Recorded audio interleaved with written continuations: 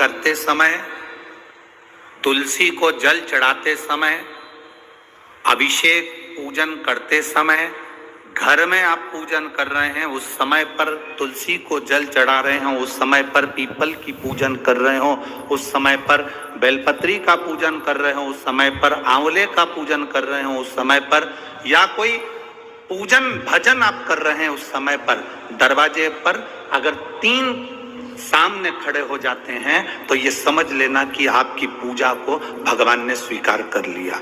कौन 3 है उसका स्मरण करिएगा। पहला, पूजन करते समय, भगवान की आराधना करते समय अंदर मंदिर में अपने घर में बैठकर आप भगवान निला रहे हैं, भगवान की पूजन कर रहे हैं, अर्चना कर रहे हैं, सेवा कर रहे हैं, माला जाप कर रहे हैं, पूजन अर्चना कर रहे हैं, तुलसी को जल चढ़ा रहे हैं, उस समय पर 3 का दर्शन अगर आपको हो जाता है, आपके दरवाजे पर अगर आ जाते हैं तो आपका समझ लेना पूजा स्वीकार हो गया। पहले नंबर पर पूजन करते समय दरवाजे पर गौ माता आकर खड़ी हो जाए, समझ लो तुम्हारा पूजन सफल हो गया। आप पूजन कर रहे हैं अंदर से, गाय रंभा रही है, आप पूजन कर रहे हैं अंदर से, गौ माता गौमूत्र कर रही है, आप पूजन कर रहे हैं अंदर से, गौ माता गोबर कर रही है, आप पूजन कर रहे हैं अंदर से और गाय दरवाजे पर आकर खड़ी हो गई। तुम्हारी अर्चना में, तुम्हारी आराधना में, तुम्हारी साधना में गौ माता तुम्हारे सामने आकर खड़ी हो जाए। पूजन के समय पर अचानक आकर तुम्हारे द्वार पर तुम तुलसी को जल चढ़ा रहे हो, तुम्हारे दरवाजे पर आ जाए। और मेरा विश्वास कहता है, यहाँ जितनी मेरी जीजियां बैठी हैं, यहाँ जितने मेरे जीजा बैठे हैं, ये मेरा विश्वास कहता है आपके साथ कभी ना कभी ये जरूर हुआ होगा, पूजन के समय पर गौ माता का दर्शन होता ही, ये मेरा विश्वास कहता है। और ये कब होता है? जिस दिन आपका चित्त, मन, वृत्ति भगवान में रमी हो। चाहे तुम राम जपो, हनुमान जपो, शिव जपो, तुम्हारी मर्जी पड़े वो जपो। तुम देवी की भी पूजन कर रहे हो, किसी की देवता की पूजन कर रहे हो, कुल देवता की पूजन कर रहे हो, दिल से कर रहे हो, तो ये 3 का अगर दर्शन हो जाए तो कार्य सफल है। पहला, जम के बोलो, गौ माता। दूसरे नंबर पर हमारे यहाँ हम पूजन में लगे हुए हैं, आराधना में लगे हुए हैं, भगवान की अविरल भक्ति में लगे हुए हैं, भगवान की पूजन, आराधना और भक्ति में हम तल्लीन हैं। और दूसरे नंबर पर उस पूजन करते समय पर तुम्हारे घर की बहन बेटी तुम्हारे दरवाजे पर आ जाए तो समझ लो पूजन सफल हुआ है। क्या बहन बेटी के आने से पूजन सफल हो सकता है?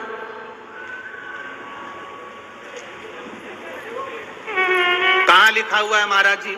आप इतनी बड़ी बड़ी बातें करते हो, पूछने वाले पूछ सकते हैं, कहने वाले कह सकते हैं, आपने कैसे कह दिया कि बहन बेटी के आने से सफल हो जाता करे? तो आप उठाओ, हिमालय राज का बेटा बाणासुर से दोस्ती कर लेता, माता पार्वती का भाई बाणासुर से दोस्ती कर लेता है, और दोस्ती कर लेता है तो उसके चुंगल में फंस जाता है, बाणासुर के चुंगल में। भाई संकट में आ जाता है। आज हिमालय राज और मैनावती दोनों बैठकर भगवान की आराधना कर रहे थे, इतने में पार्वती का आगमन हो जाता है। पार्वती ने आते से ही देखा, पिताजी आप आराधना कर रहे हो, पूजन कर रहे हो, किस लिए, क्यों? मैनावती ने कहा तेरा भाई संकट में घिरा हुआ है। पार्वती ने कहा क्यों चिंता करते हो, क्यों चिंता करते हो? पिताजी मैं आई हूं ना, चिंता मिटा दूंगी, चिंता मिटा दूंगी, आप चिंता ना करें। क्या हुआ? बाणासुर तेरे भाई को कष्ट दे रहा। बेटी पार्वती ने संकल्प ले लिया, उस बाणासुर का अंत मैं करूंगी। ना भगवान ब्रह्मा बाणासुर को मार सके, ना भगवान कृष्ण बाणासुर को मार सके। बाणासुर की कन्या भगवान कृष्ण के पास में, वहां उनके पुत्र के पास में गई, भगवान कृष्ण का युद्ध बाणासुर के साथ हुआ, 1000 भुजा, तो बाणासुर को भगवान कृष्ण नहीं मार सके। बाणासुर को न नारायण मार सके, न ब्रह्मा मार सके, बाणासुर को न शंकर मार सके, क्योंकि शिव ने तो वर दिया था। बाणासुर को केवल मारा है तो माता पार्वती अर्ध कुंवारी बनकर संहार कर कर चली जाती। कोई तुमसे पूछे कि सियोर वाले महाराज ने कहा कि बहन बेटी के पूजन करते समय अगर बहन बेटी आ जाती है, पूजन करते समय हमारे घर की बहन बेटी, तुम्हारे कुल की बहन बेटी, तुम्हारे घर की बहन बेटी तुम्हारे दरवाजे पर आ गई, भले तुम उसको कुछ दो मत दो, पर बहन बेटी अगर तुम्हारे पूजन के समय पर तुम्हारे क्यों आप लोगों के ऐसा नियम है कि नहीं हमको नहीं मालूम। हमारे यहाँ तो ऐसा नियम है कि जब भी घर में कोई बड़ा आयोजन होता है, शादी होती है, फंक्शन होता है, तो कोई उद्यापन होता है, कोई चीज बड़ी करते हैं, तो सबसे पहले फोन बहन बेटी को लगाते हैं कि हमारी बहन हमारे यहाँ आए, हमारी बेटियां, हमारी नंदे हमारे यहाँ आए, हमारी बुआ हमारे यहाँ आए। अब पूछोगे गुरुजी ये प्रसंग बहन बेटी को बुलाने का तो भगवान कृष्ण के यहां से चालू हुआ।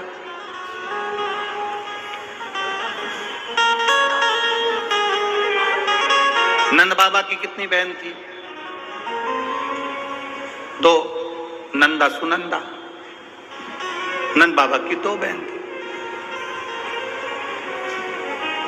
एक बहन को मालूम पड़ा कि यशोदा जी को संतान होने वाली है, तो एक ने दूसरी से कहा भाभी को संतान होने वाली है, तू कब जाएगी? बहनों में बड़ा प्रेम रहता है, मायके जाने से पहले फोन पे बात कर लेती, तू कितनी तारीख को जाएगी? वो बोलती है कि मैं इतनी तारीख, तो मैं थोड़ा सा बाद में आ जाऊंगी, तू चली जाना फिर मैं आ जाऊंगी। अब भाभी को कोई नहीं है संभालने वाला, तो जापा तो अपने को संभालना पड़ेगा, डिलीवरी तो अपने को देखना पड़ेगी। एक काम कर, 15 दिन पहले तू संभाल लेना, 15 दिन बाद मैं संभाल लूंगी। हाँ ठीक है। नंदा सुनंदा दोनों ने आपस में बात कर ली कि भाभी को संतान हो तो तुझे, तो आ गई नंदा। नंद बाबा की बहन नंदा आकर घर में रहने लगी, और भाभी को जब जापा हुआ तो सबसे पहले नंदा भगवान को हाथ जोड़कर कहती है, बाबा ऐसी कृपा करना, ए बाबा ऐसी कृपा करना, मेरे भैया की यहाँ 60 साल के बाद तो औलाद हो रही है, तो ऐसी कृपा करना कि उनके घर में लड़का हो जाए। और नंदा हाथ जोड़ती जोड़ती जोड़ती जोड़ती यशोदा जी के कक्ष में गई, और जो कक्ष में गई जाकर जो दर्शन करा तो लाला का दर्शन था। नंदा खुश हो गई, थाली उठाकर बजाने लगी कलदार से, और एक थाली को उठाकर उस नंदा ने बजाया, थाली को उठाकर। कांसे की थाली, पीतल की थाली, तांबे की थाली, जिसके घर में बजती थी उसके घर में शुभ संदेश आता था। आज के जमाने में स्टील बजता है।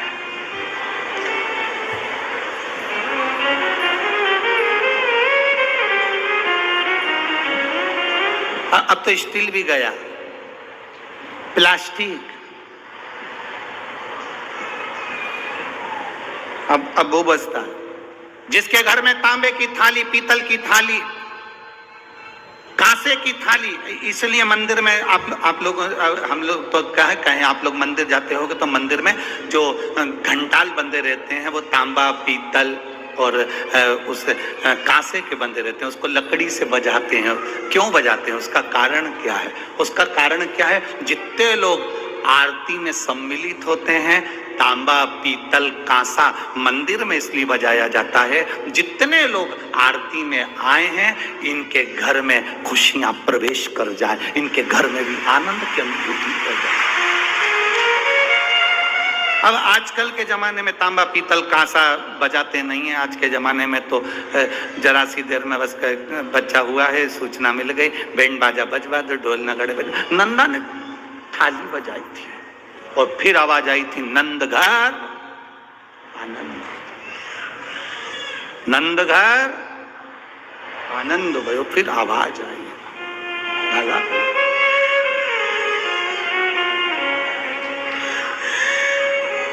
शिव तत्व कह रहा,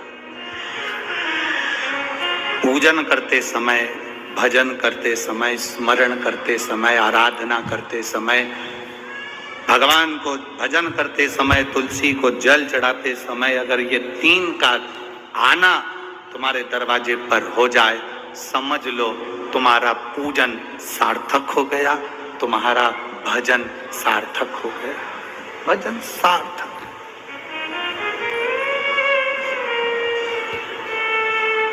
अब आज सुबह की हम आपको बताएं, एक तो महाराज जी ने कमरा भी ऐसी जगह दिया है कि जहां सबकी आवाज हमको सुनाई दे जाए। अब आज सुबह की सुन लो तुम। बोल दे पक्का। अब सुबह की बात, सुबह मॉर्निंग वॉक पे उठे, सुबह सुबह का समय था, घूम रहे थे, इतने में 2 जीजी और 2 जीजा। अब वो हमारा जो कमरा है उसी के पास में, वहीं पर थोड़ी दूर पे कॉम्प्लेक्स बना हुआ है, देखा है ना तुम लोगों ने? हाँ, तो नल खुड़ गया, उसने ऊपर का चालू कर दिया, सुबह 5:30 बजे की घटना। और जो पानी गिरना चालू हुआ, जो पानी, इतने में दोनों जीजी जीजा से बोली, ये कहां से आ गया? अब ये उन जीजा से बोल रही थी, वो मालूम पड़े वो भीतर वाले ने, उसने टंकी का नल खोल दिया। जो पानी गिरना चालू हुआ, थोड़ी देर का आया, 15-20 मिनट पर जीजी और नहाली, जीजी और जीजा और भी नहा नुहा के कंगी पाटी पाड़ के हम उधर घूम के उधर आए, तो चिल्ला के बोले श्री शिवाय। यहीं बैठे होंगे वो चारों जीजी जीजा, हो यहीं बैठे होंगे, ऐसा हो ही नहीं सकता कि यहाँ नहीं हो, यहीं बैठे होंगे वो चारों, और वहीं से चिल्ला रहे श्री शिवाय। हमने कहा आ गया, सुनता है, उसको कहते हैं ददरुआ धाम का श्री हनुमान, साधारण नहीं, सुनता है, सुन ले, तुरंत सुना। महाराज, भक्ति जितनी प्रबल हो, विश्वास, आपने दिल से कहा, उसने दिल से सुना, सफलता देता है बाबा, सफलता क्या ना दे। तेरी कृपा बिना ना हिले एक भी, लेते हैं श्वास तेरी कृपा से।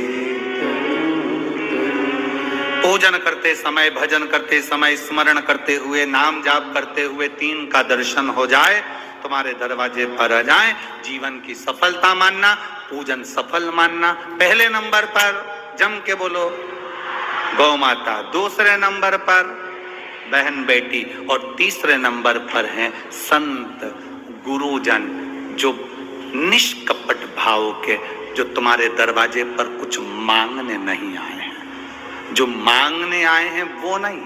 पूजन करते समय तुम्हारे दरवाजे पर कोई संत, कोई ब्राह्मण, कोई गुरुजन, कोई भक्त ऐसा आ जाए जो मांगने नहीं आया, फिर बस तुम्हारे सामने तिलक लगाकर भक्ति में डूबा हुआ, भजन में डूबा हुआ, वो तुम्हारे सामने आ जाए, समझ लो कि तुम्हारी पूजन सफल हो गई। मांगने नहीं, मांगने नहीं, केवल आया, भजन गाया, सीताराम कहा, हर हर महादेव कहा, श्री शिवाय नमस्तुभ्यं कहा, जय श्री हनुमान जी कहा, और वो अपना चले गया। तुम्हारे दरवाजे पर मांगा नहीं उसने।